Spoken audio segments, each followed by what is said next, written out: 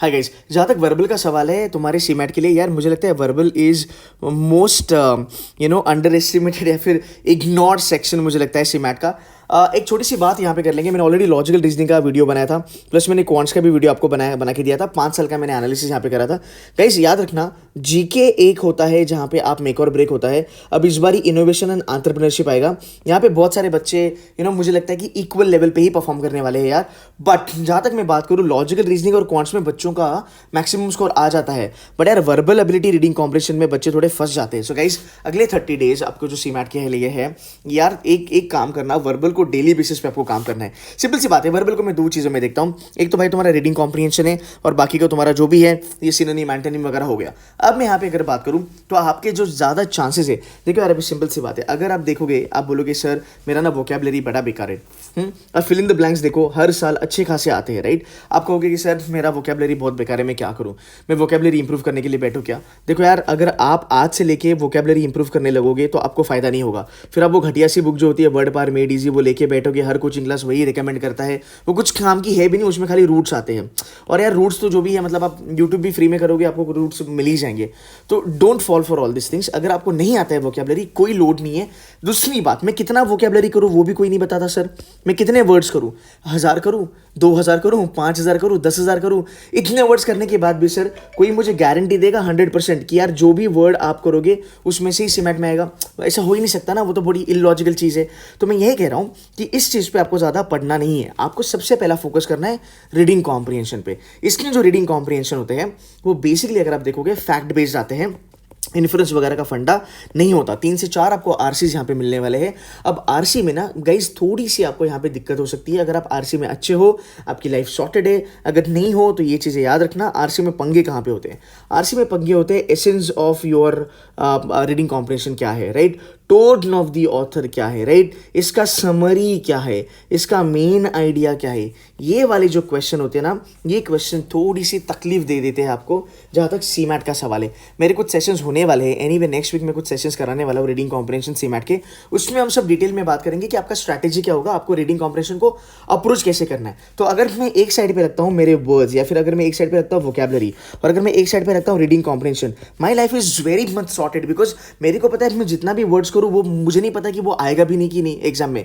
But अगर मैं reading comprehension पे बहुत ज़्यादा मेहनत करता हूँ और एक अच्छा रीडिंग कॉम्प्रिहेंशन का स्ट्रैटेजी अगर मुझे मिलता है, तो यहाँ पे मेरा 100% चांस है कि मैं जो क्वेश्चन करूँ वो सही से निकल सकते हैं, राइट। तो आप देखो अगले 30 डेज में आप स्कोर कहाँ पे बना सकते हो, आप रीडिंग कॉम्प्रिहेंशन में स्कोर बना सकते हो। इसमें जो रीडिंग कॉम्प्रिहेंशन आते हैं वो शॉर्ट वाले आते हैं, स्कॉट आरसी जिसे कहा जाता है।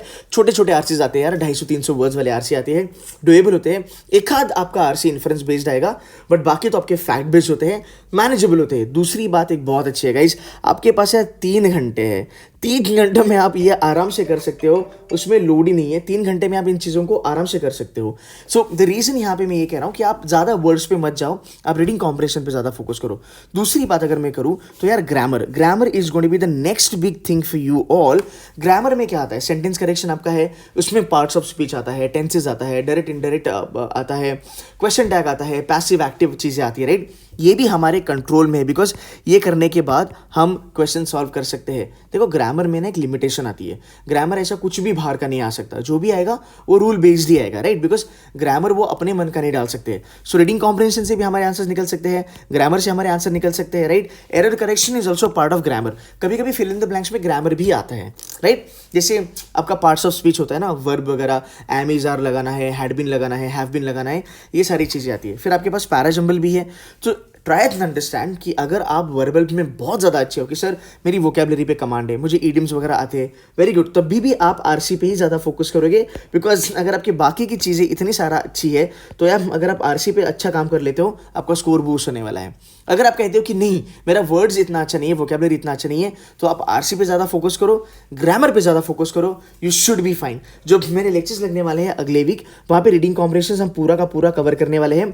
5 ईयर जो क्वेश्चंस है सीमैट के, जो 5 ईयर के जो पेपर्स है वहाँ से आरसी उठाएंगे और वो आरसीज मैं आपको शॉर्टकट वे में क्रैक करके बताऊंगा। बस उसके बाद आपको प्रैक्टिस करनी है। वो लेक्चर के बाद आपका टारगेट होगा दिन में मेरे को 4 आरसी करने हैं बाय हुक और बाय क्रुक। कोई बड़ी बात नहीं यार, 1 घंटे का काम है, 15 मिनट भी अगर तू एक आरसी को देता है, तेरे को 4 आरसी करने हैं 1 घंटे के लिए, कोई बड़ी बात नहीं है, आराम से हम इतना टाइम निकाल सकते हैं। और साइड बाय साइड डैशबोर्ड पे जितने भी आपको मैंने डैशबोर्ड पे वीडियोस कराए हैं, जो भी हमारे वीडियोस है डैशबोर्ड पे, वो पूरे के पूरे वीडियोस आपको करने हैं, उसके बाहर का ग्रामर नहीं आएगा। तो गाइज रिमेंबर, आपका verbal is going to be a score booster, इसको हल्के में मत लेना। और उसके बाद please please please topic wise test जो हमने रखी है, हाँ, वहाँ पे जाके ग्रामर की टेस्ट देना, वहाँ पे जाके आरसी की टेस्ट देना, and you should be fine. So guys मैं wish you all the very best. आज रात मेरा लाइव सेशन होगा 11:30 को, 11:15 को होगा, जहाँ पे मैं 30 डेज टू सीमैट का आपको डिटेल्ड प्लान दूंगा कि आपको कितनी मॉक्स देनी है, कौन से कॉलेजेस को टारगेट करना है, क्या स्कोर आपको करना है, इनोवेशन में क्या पढ़ना है, जीके में क्या पढ़ना है। ये पूरा का पूरा एक सेशन होगा जहाँ पे मैं आपको पूरी चीज़ें बता दूंगा। So please be there tonight 11:30, Saturday 11:30, right. अगर आप मिस करते हो, संडे मंडे को देखते हो, तो यार उसकी रिकॉर्डिंग देख लेना। So guys that's it from my side, take care, thank you so much, bye bye.